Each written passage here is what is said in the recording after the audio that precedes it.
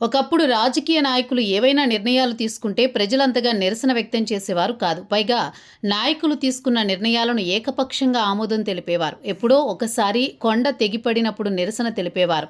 ఇప్పుడు పరిస్థితి అలా లేదు. నాయకులు నిర్ణయాలు తీసుకుంటే నచ్చని ప్రజలు మొహమాటం లేకుండా తమ నిరసన వ్యక్తం చేస్తున్నారు. పైగా నేతలను తిడుతున్నారు. తమకున్న అవగాహనతోనే నేతలు తీసుకున్నప్పుడు తప్పుడు నిర్ణయాలను లెక్కలతో సహా వివరిస్తున్నారు. ఏపీలో 2019 నుంచి 24 వరకు వైసీపీ అధినేత జగన్ ముఖ్యమంత్రిగా ఉన్నారు. నాడు అమరావతిని ఆయన వ్యతిరేకించారు. ఆంధ్రప్రదేశ్ రాష్ట్రానికి 3 రాజధానులు కావాలని సూచించారు.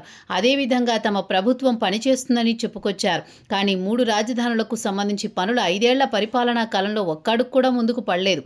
దీనికి తోడు అధికారం ముగిసి చివరి రోజుల్లో ఏపీ రాజధాని వైజాగ్ అంటూ ప్రకటించారు. వైజాగ్లోని ఋషికొండ ప్రాంతంలో తాను అధికారిక నివాసం ఏర్పాటు చేసుకున్నట్లు ప్రకటించారు. జగన్ మాట్లాడిన ఈ మాటలను జనం నమ్మలేదు. అందువల్లే 2024 ఎన్నికల్లో ఆయన పార్టీకి కేవలం 11 స్థానాలు మాత్రమే ఇచ్చారు. ఒక రకంగా ప్రజలు నేరుగా జగన్కు ఓటు ద్వారా తెలిపిన నిరసన ఇది. అప్పుడే అర్థమై ఉంటుంది జగన్కు ఏపీ ప్రజలు ఎంత తెలివైన వారోనని. తాజాగా జగన్ మావిగన్ అనే ప్రకటన చేశారు. గుంటూరు, విజయవాడ, మచిలీపట్నం ప్రాంతాలను కలుపుతూ రాజధాని నిర్మాణం చేస్తే బాగుంటుంది అని ప్రకటించారు. దీనికి మావిగన్ అని పేరు కూడా పెట్టారు. దీనిపై అప్పట్లోనే సోషల్ మీడియాలో విపరీతమైన నెగిటివ్ ప్రచారం మొదలైంది. ఈ నేపథ్యంలో మావిగన్ ప్రకటనపై రకరకాల ఛానల్స్ ప్రజల అభిప్రాయాలు తెలుసుకోవడం మొదలుపెట్టాయి. అందులో ఒక వ్యక్తి వివరించిన తీరు మామూలుగా లేదు. మీ అడ్రస్ ఎక్కడుంది అంటే ఫలానా ప్రాంతం చెప్తారు. మా ఇల్లు ఎక్కడంటే ఫలానా చోటుందంటాం.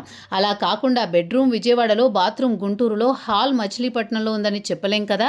ఆంధ్రప్రదేశ్ రాజధాని ఎప్పటికీ అమరావతి. దీనిని ఎవరూ మార్చలేరు. మావిగన్ అనేది పిచ్చికి పరాకాష్ఠ అంటూ ఆ వ్యక్తి వ్యాఖ్యానించాడు. అతను చేసిన వ్యాఖ్యలు ప్రస్తుతం మీడియాలో విపరీతంగా కనిపిస్తున్నాయి.